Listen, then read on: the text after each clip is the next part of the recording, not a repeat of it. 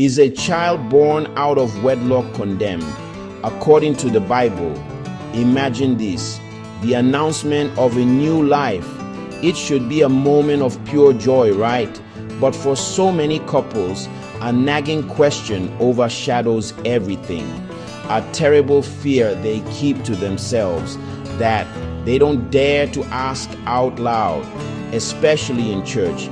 Is our child conceived out of wedlock condemned in God's eyes?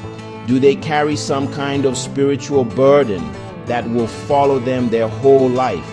Facing the judgment of others, facing their own doubts, one family decided not to live in fear anymore. They opened the Bible not to find confirmation of their anxieties, but to seek the true heart of God.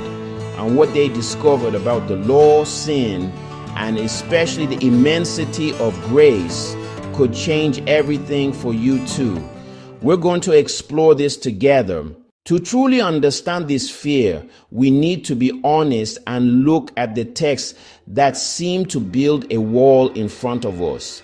In the book of Deuteronomy, chapter 23, verse 2, we read a sentence that has caused centuries of suffering. No one born of a forbidden union may enter the assembly of the Lord. Even to the 10th generation, none of his descendants may enter the assembly of the Lord. Imagine for a second the impact of these words. An exclusion, not just for the child, but for their children and their children's children for 10 generations. It's a door that seems double locked. For many, this verse isn't just an old text.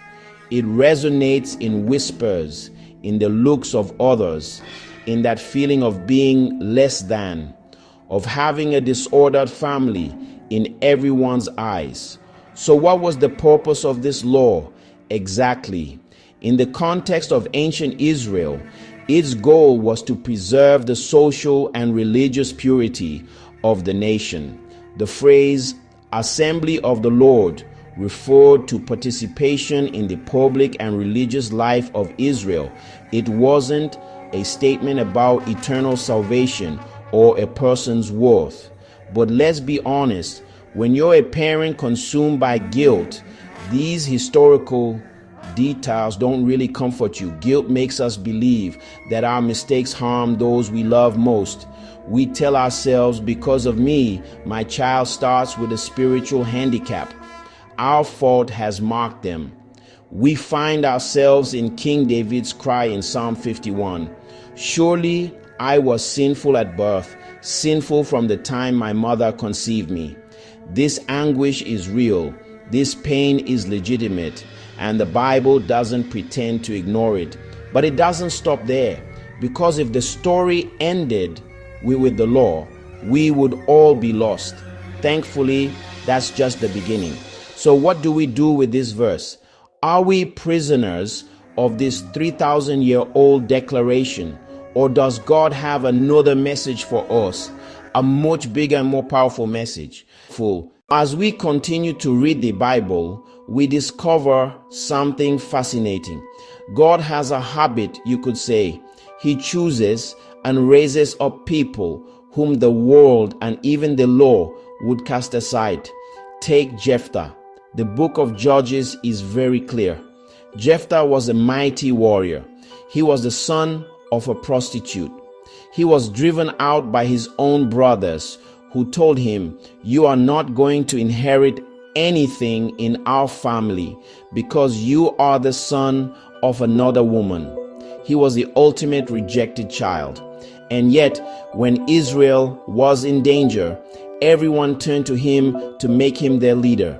Even crazier, in the New Testament, the epistle to the Hebrews lists him as a hero of faith, alongside David and Samuel. God didn't look at his birth certificate, but at the faith in his heart. And what about the lineage of Israel's greatest king, David?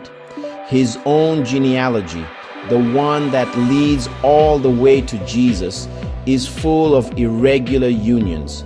We find Tamar there, who had to pretend to be a prostitute. Rahab, a prostitute from Jericho. Ruth, a foreigner from a people normally excluded from Israel. And of course, Solomon, David's successor, was born from the adulterous relationship with Bathsheba. After David had her husband killed, if God had applied Deuteronomy 23 verse 2 literally, the entire royal line, the very line from which the Messiah would come, would have been disqualified. It's an incredible paradox. It's as if God himself weaves the thread of his rescue plan right into the heart of the messiness of our lives. The prophet Ezekiel had already set the stage centuries earlier. At that time, a proverb said, "The fathers have eaten sour grapes, and the children's teeth are set on edge," meaning that children paid for their parents' faults. But God responds with incredible force in Ezekiel 18. "The soul who sins is the one who will die.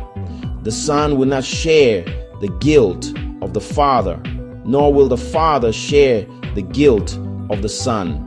This is the principle of individual responsibility. The parent's fault is not a hereditary condemnation for the child, but the real turning point in all of history is one person, Jesus Christ. His arrival doesn't just change the rules, it ushers in a completely new covenant, a covenant based not on family trees, but on faith and grace. And this is where we get to the heart of the message, to the truth that changes everything.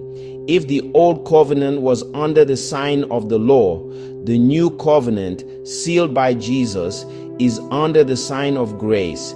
Grace is an undeserved favor. It's God giving us not what our actions deserve, but what we desperately need: his forgiveness and a place in his family. The apostle John says it as clearly as possible.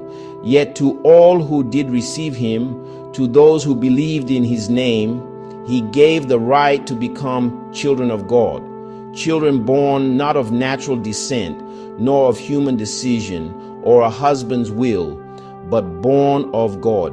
Did you hear that?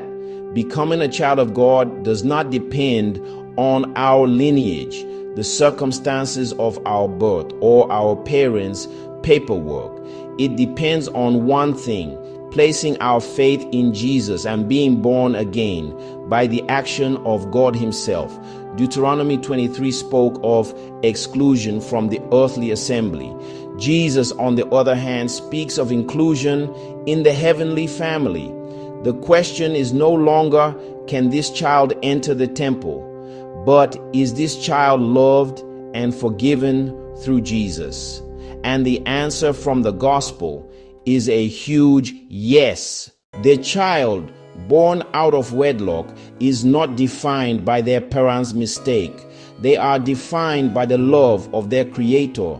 They are not the fruit of sin. They are a precious soul created in God's image, a soul for whom Christ died.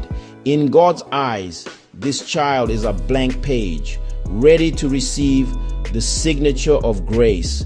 Far from being a condemnation, their life becomes living proof of God's all-restoring love.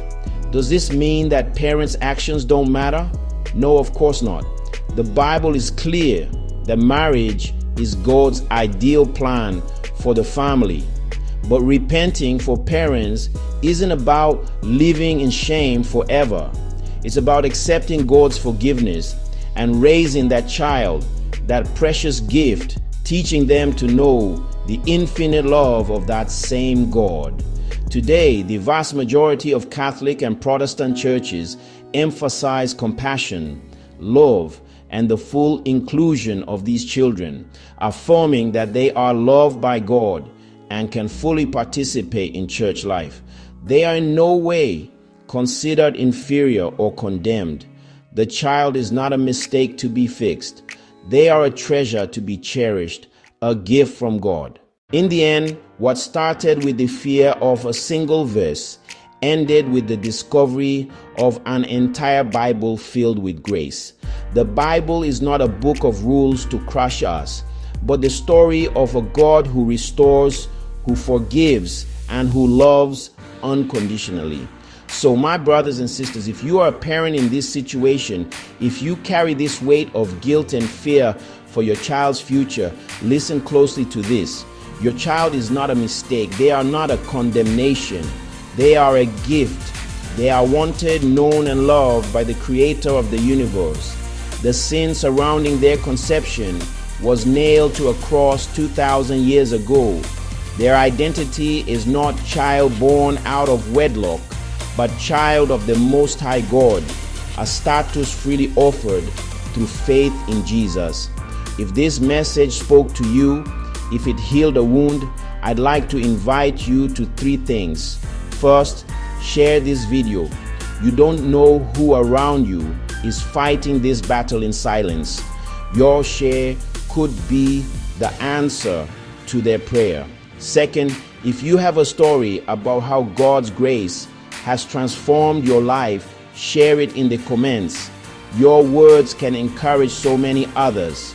And finally, to help us create more messages like this, please consider subscribing and liking the video. Let's close with a prayer. Lord, our God, our Father, thank you for your grace that surpasses all we can imagine. We pray for every parent who feels the weight of shame.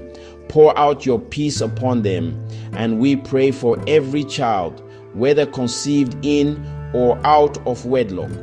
We declare over them that they are a blessing, that they are loved, that they are yours.